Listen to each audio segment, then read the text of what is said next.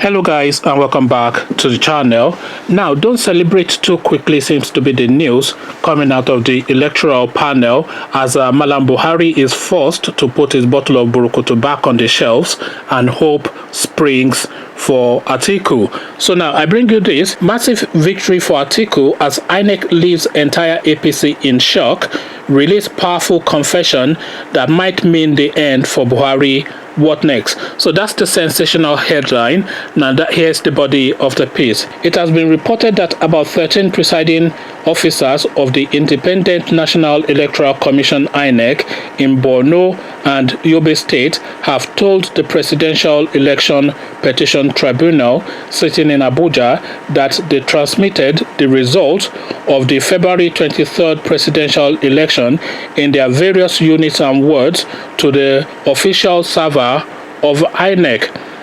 The presiding officers in their respective witness statements on oath in support of the petition filed by the presidential candidate of the People's Democratic Party (PDP), Atiku Abubakar, challenging the election of President Muhammadu Buhari of the All Progressive Congress (APC), stated that the electoral body had during their training instructed them on how to transmit the results to its server. The submission of the presiding officers were to lay credence to the petition of Atiku and the PDP, wherein they alleged that INEC pulled down the official results from its server and consequently replaced it with a doctored one in favor of Buhari. The position of the presiding officers, however, contradicted the submission of INEC, who had earlier stated in its reply to the petition that the results were never sent to its server. All these were contained in Atiku's reply to the objection filed by the APC, who is the third respondent to his Atiku's petition before the Presidential Tribunal, wherein he is challenging the election that produced Buhari as winner. Recall that INEC had declared Buhari as winner of the February 23rd election, having polled 15,191,847 votes to defeat its closest challenger, Atiku Abubakar, who polled 11,262,978 votes. However, Atiku, in his 139-page petition before the tribunal, stated that from the data in INEC's server, the true, actual, and correct result showed that he, Atiku, secured a total of 18,356,732 votes against Buhari's 16,741,430 votes. On its part, INEC stated that there was no result in its server and that the presidential election results were not transmitted electronically. Recall that it was reported that the People's Democratic Party (PDP) presidential candidate in the 2019 polls, Atiku Abubakar, has challenged the Independent National Electoral Commission (INEC) and the All Progressive Congress (APC) to disprove his factual submission that the February 23rd presidential election was fraught with irregularities. Atiku, in a statement by his media aide, Paul Ibe, said the fact that the APC chose to base its defense at the Election Petition Tribunal on the claim that Atiku is not a Nigerian is an admission that they trampled on the will of the people during the presidential election, adding that the tribunal would treat the citizenship claim with the contempt that it deserves. So there you have it. So you will recall, because I have also done a video on this, and I'm sure you've seen the video, and I'll put a link in the description so you can go watch it. There was a thing that INEC said, that they never transmitted results to their server, and this really baffled me. It baffled me firstly because all of that money, over I think 180 something billion, I'm just quoting now, at least hundreds of billions were given to INEC to run that election, and if results were not transmitted to their servers, how was then the results gotten from the units, the polling units, to INEC in Abuja? Was it taken manually? If a result was driven from Borno to Abuja, imagine all sorts of things that would have happened to that result in transit. So the only way that the results could have been gotten from Borno, from Lagos, from Yobe, from Anambra, etc., to INEC is to be transmitted electronically via a secure route.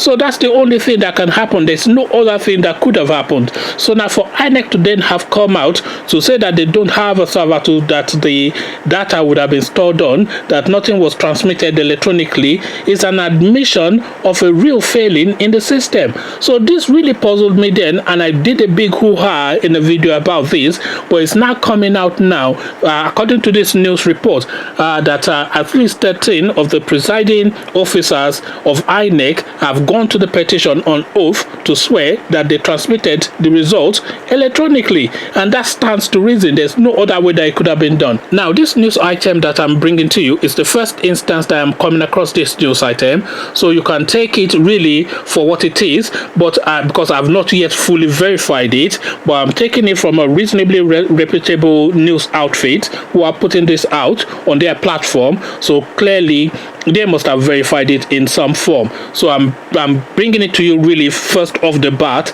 so just take it off the back of that. But if we're going with it as being a credible story, and 13 presiding officers of INEC have gone to the tribunal to say that the transmitted results electronically is a real indictment on the whole INEC system, because it now brings to question almost everybody, and it brings everybody to question that, and that is from Professor Yakubu to all of the senior personnel of INEC, to the presidency itself, to the whole election. Really, it brings the whole election that we've just had, this February 23rd thing. It brings the whole thing to question, because if the INEC presiding officers who are on the field are saying that this is how we transmitted the results to INEC, to the head office, and the head office is saying that the results were not transmitted electronically, then there's a big fault line in that narrative. So it's not just a minor thing. It's not like a pen was missing in the office, or somebody misplaced a disc. This is how the election was conducted. This is the results of the election that declared somebody a winner. So it's nothing casual or anything spurious. So now, what happens next is now the question. You will recall that a lot of people were alarmed by the results that were coming out of Borno State especially, and Yobe State a little bit too. The figures from Borno State were so outstanding and so astounding that it really boggled the mind. It is quite baffling, because if you are thinking 800,000, I think 800,000 was the figures that they allocated to Buhari in Borno State, and you are thinking how many people are in Borno State for one, and how many people are of a conscious state to go and carry out to go and vote for an election. This is a war-ravaged state.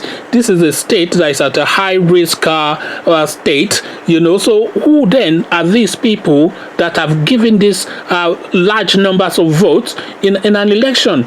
Even the whole election itself in Borno State is quite shaky, and then the figures that are coming out are really quite dubious, because you cannot imagine that there are more people coming out to vote in Borno State per capita. We're talking about per capita now, we're not talking about unit numbers, so we're talking percentage terms.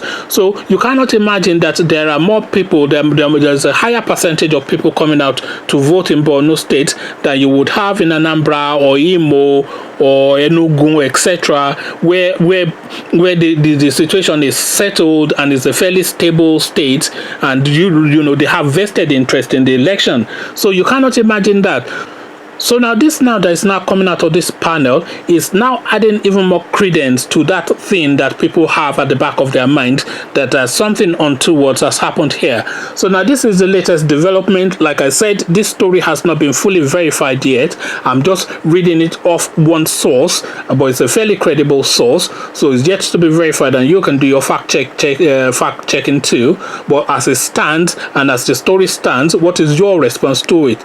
13 presiding officers have come out to say that they transmitted results electronically in opposition to the INEC's position that results were not transmitted electronically. So now what says you? What is your reading of this whole thing? What is your reading of the whole equation? Come have a conversation with me about it in the comment section, what the presiding officer said and all that. So conversations take place in the comment section as usual on this channel.